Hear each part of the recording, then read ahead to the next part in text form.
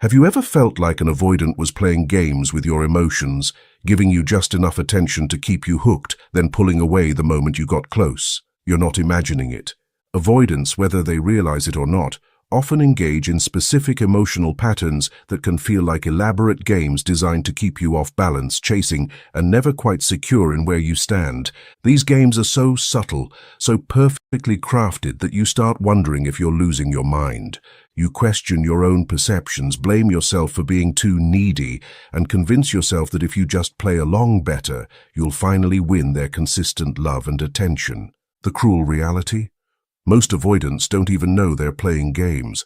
These patterns developed as survival mechanisms, ways to maintain emotional safety while still getting some of their connection needs met. Understanding this doesn't make the games less frustrating, but it does give you the power to stop playing along. In this video, you'll discover the most common emotional games that avoidants play, why these patterns feel so addictive and confusing, and most importantly, how to win by refusing to play their game entirely. Because the only way to beat someone who's playing emotional chess while you're trying to have a real relationship is to stop moving your pieces according to their rules. The first game is probably the most maddening one in the avoidant playbook, the hot and cold switch. One day they're texting you constantly, making plans, acting like you're the center of their universe. The next day, radio silence. They're distant, distracted, treating you like you're barely an acquaintance. Just when you start to pull back and protect yourself, they flip the switch again. Suddenly they're warm, attentive, and acting like nothing happened. Why do avoidants play this game? Because it gives them the perfect balance of connection and control. When they're being hot, they get their need for intimacy met. When they switch to cold, they get their need for independence and emotional safety. They're essentially regulating their own emotional temperature by using your reactions as a thermostat. The hot phase feels so good that you start craving it. You begin analyzing their every text, looking for signs of which version of them you're going to get today. Are they going to be the person who calls you beautiful and makes you feel like you're the only one who matters? Or are they going to be the person who responds to your heartfelt message with okay and leaves you wondering what you did wrong? This game is particularly cruel because it keeps you in a constant state of emotional alertness. Your nervous system never gets to relax because you're always bracing for the switch. You might find yourself walking on eggshells during the hot phases, terrified of doing something that will trigger the cold phase. Or you might find yourself desperately trying to recreate whatever you think caused the hot phase in the first place, but the switch has nothing to do with you. Avoidants switch to cold, not because you did something wrong, but because the hot phase started to feel too intense, too vulnerable, too much like they might lose themselves in the connection. The cold phase is their way of reasserting their independence and reminding themselves that they don't need anyone. So how do you win this game? You stop playing. You stop analyzing the temperature changes. You stop adjusting your behavior based on which version of them showed up today. You maintain your own emotional temperature regardless of theirs. When they're hot, you don't get overly excited. When they're cold, you don't chase or try to warm them up. You stay consistently yourself. This consistency drives avoidants crazy because it removes their control over the emotional dynamic. They can't use your reactions to regulate their own emotional state anymore. Some avoidants will escalate the hot and cold behavior at first, trying to get a reaction. Others will actually start to stabilize because they realize the game isn't working. The second game is just as frustrating but much more subtle, the breadcrumb trail. This is the avoidance way of keeping you interested without actually committing to anything real. They give you just enough attention, affection, or hope to keep you from walking away, but never enough to make you feel secure or satisfied. It's like they're feeding you emotional scraps while you're starving for a real meal. This game shows up in countless ways. They might text you good morning every few days, just when you're starting to forget about them. They might drop hints about future plans that never materialize. They might give you incredible physical intimacy but refuse to talk about feelings. They might be emotionally available for deep conversations at 2 a.m. but act like strangers in public. Why do avoidants play the breadcrumb game? Because it allows them to keep you as an option without having to deal with the scary reality of a committed relationship. They get to feel wanted and desired without having to reciprocate at the same level. They get the benefits of connection without the vulnerability that comes with truly letting someone in. The breadcrumbs feel so precious because they're rare. When someone who's usually emotionally unavailable suddenly sends you a sweet text or shows you a moment of genuine care, it feels like winning the lottery. Your brain releases the same chemicals it would if you were actually in a loving, consistent relationship, even though you're getting maybe 10% of what you need. This is why the breadcrumb trail is so addictive. Your brain starts to associate those tiny moments of connection with massive reward, so you keep coming back for more. You start reading deep meaning into the smallest gestures. A simple "thinking of you" text becomes evidence that they're finally ready to commit. A brief moment of eye contact becomes proof that they feel the same way you do. The breadcrumb trail keeps you in a state of constant hope and constant disappointment. You're always waiting for the next crumb, always wondering when they're going to give you a real meal. You start adjusting your expectations downward, convincing yourself that maybe this is just how love works with them, maybe this is enough. How do you win the breadcrumb game? You stop treating crumbs like a feast. You stop being grateful for the bare minimum. You start recognizing breadcrumbs for what they are, insufficient nourishment for a real relationship. When they drop a crumb, you don't get excited, you don't read deep meaning into it, you simply acknowledge it for what it is and continue living your life. The key is developing what I call breadcrumb blindness.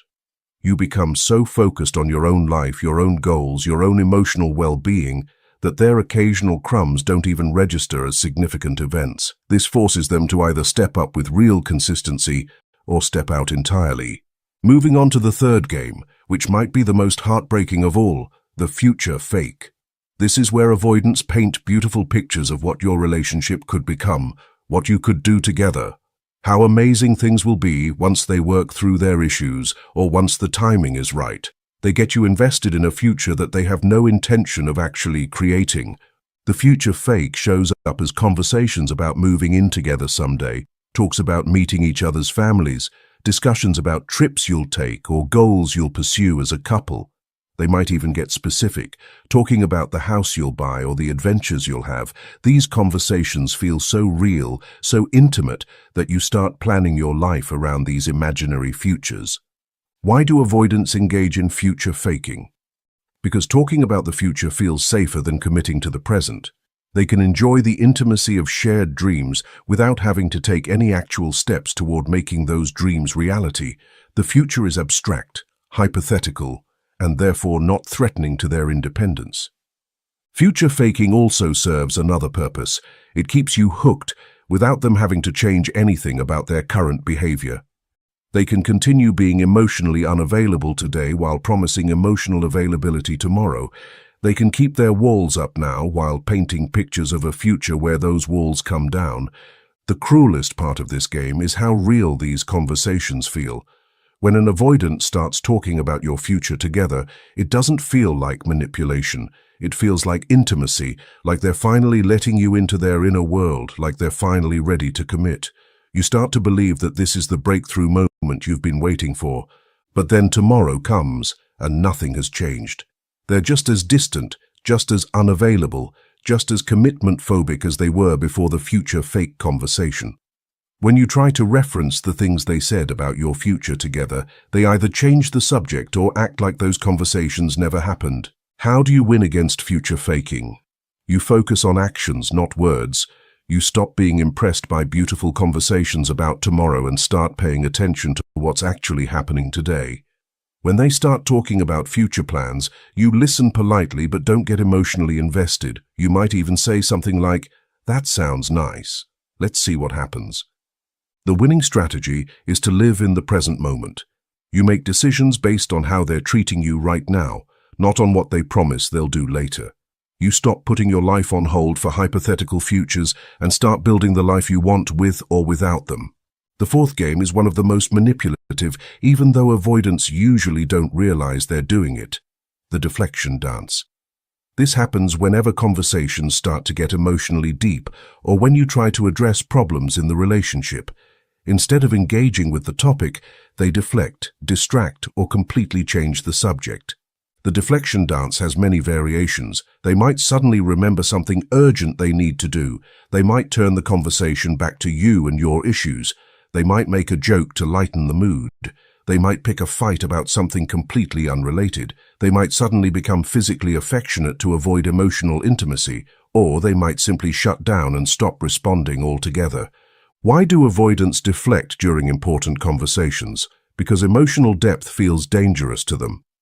When you want to talk about feelings, the relationship, or problems that need addressing, their nervous system interprets this as a threat.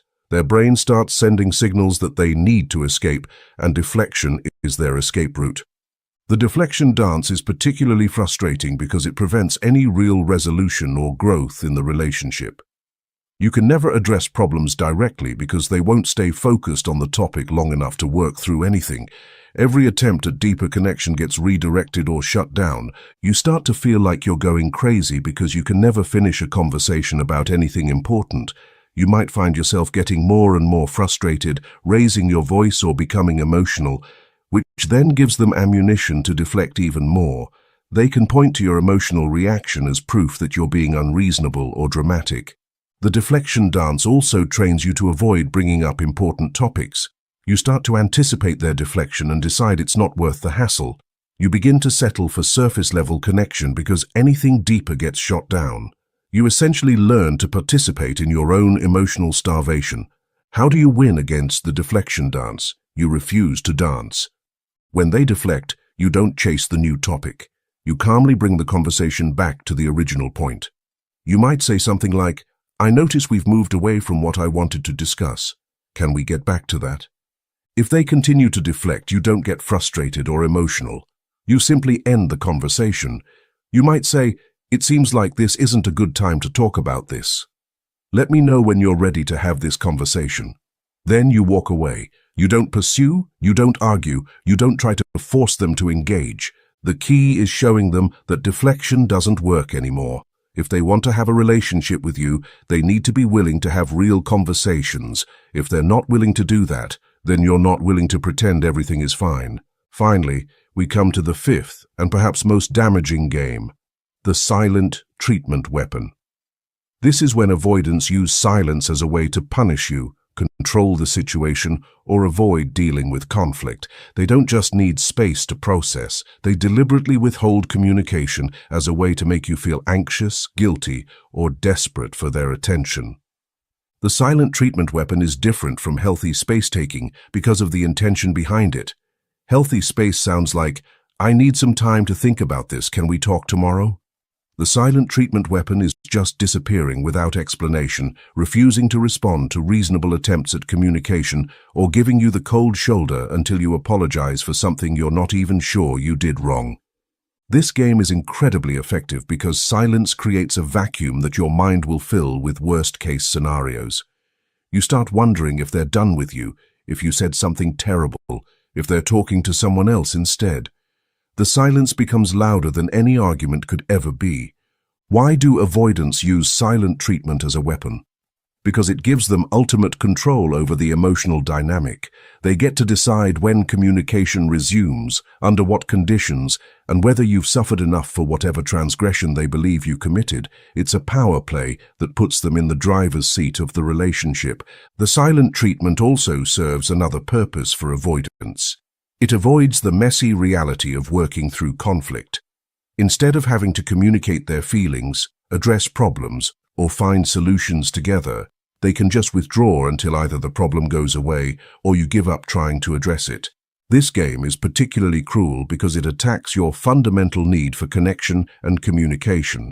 Humans are wired for social connection, and deliberate silence from someone you care about triggers the same pain pathways in your brain as physical injury. The silent treatment literally hurts. How do you win against the silent treatment weapon? You refuse to be held hostage by someone else's silence. You don't chase them, beg them to talk to you, or apologize for things you didn't do wrong. Instead, you continue living your life. You make plans, see friends, pursue your interests, and maintain your emotional well-being regardless of their silence. The winning move is to treat their silent treatment like the information it is: information about their emotional maturity and their ability to handle conflict in a healthy way. You don't try to fix it, change it, or work around it. You simply note it and respond accordingly. When they finally break their silence, you don't reward the behavior by being overly grateful or relieved. You address what happened calmly and directly. You might say something like, "I noticed you chose not to communicate for several days. That doesn't work for me in a relationship. If you need space, I need you to communicate that instead of just disappearing." The most important thing to understand about all these games is that you can't win them by playing better. You can't out-strategize someone who's playing emotional games while you're trying to build a real relationship.